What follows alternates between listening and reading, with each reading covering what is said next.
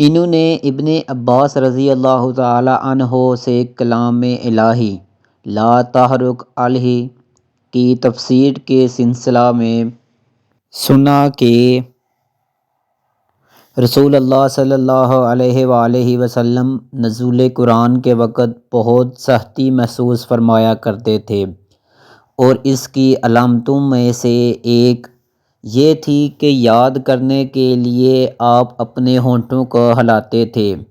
ابن عباس رضی اللہ تعالی عنہ نے کہا، میں اپنے ہونٹ ہلاتا ہوں جس طرح آپ ہلاتے تھے۔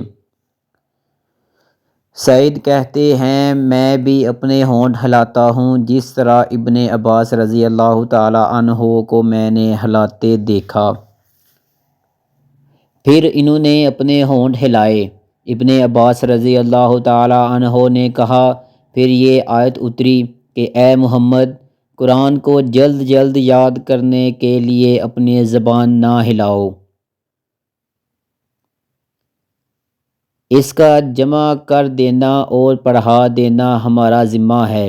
حضرت ابن عباس رضی اللہ تعالی عنہ کہتے ہیں،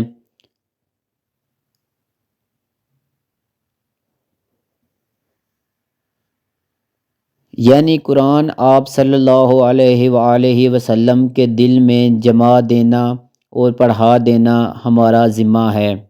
پھر جب ہم پڑھ چکیں تو اس پڑھے ہوئے کی اتباع کرو۔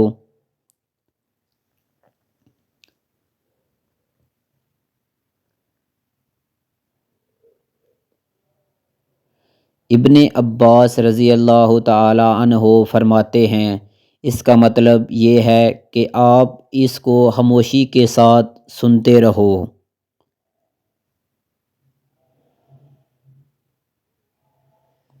اس کے بعد مطلب سمجھا دینا ہمارے ذمہ ہے۔ پھر یقیناً یہ ہماری ذمہ داری ہے کہ آپ اس کو پڑھو۔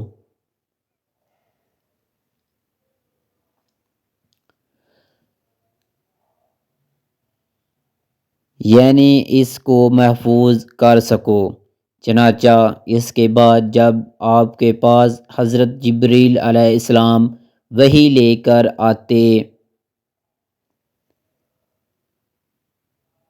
تو آپ توجہ سے سنتے، جب وہ چلے جاتے تو رسول اللہ صلی اللہ علیہ وآلہ وسلم اس وحی کو اسی طرح پڑھتے جس طرح حضرت جبرائیل علیہ السلام نے اسے پڑھایا تھا۔ سبحان اللہ۔